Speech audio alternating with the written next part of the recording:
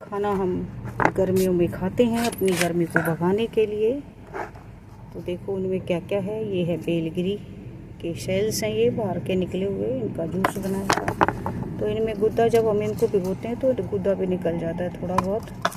साथ ही आम है, खीरे हैं, ये भी ठंडे होते हैं तासीर में।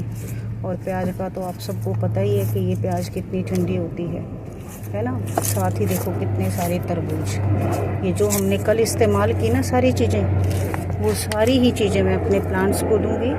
और ये शिमला मिर्च भी, क्योंकि सभी सब्जियों में, सभी फ्रूट्स में कोई ना कोई न्यूट्रिएंट्स होते हैं जो हमारी बॉडी को चाहिए होते हैं। और इसी तरह से हमारे प्लांट्स को भी वही न्यूट्रिएंट्स चाहिए होते हैं। तो उन्हीं न्यूट्रिएंट्स को देने के लिए आजकल इसका जो किचन वेस्ट का कंपोस्ट है वो ना बना के हमें इसका लिक्विड फर्टिलाइज़र बना लेना चाहिए। क्योंकि हमारे पौधों को ज़िंदा रखना है।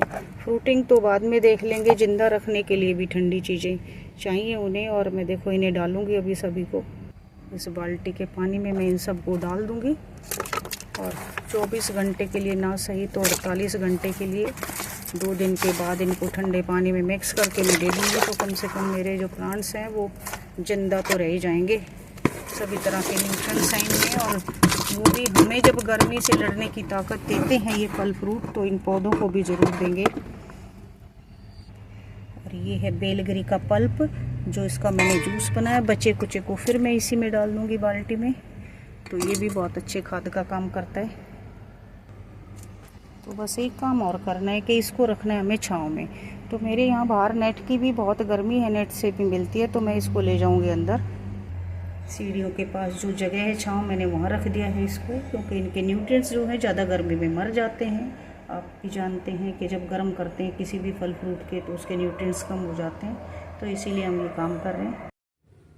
और ये है सब्जियों के छिलकों का, और आप कह सकते हैं देखो सबसे ज़्यादा तरबूज का छिलकों को डाल के मैंने बना दिया है लिक्विड फर्टिलाइज़र।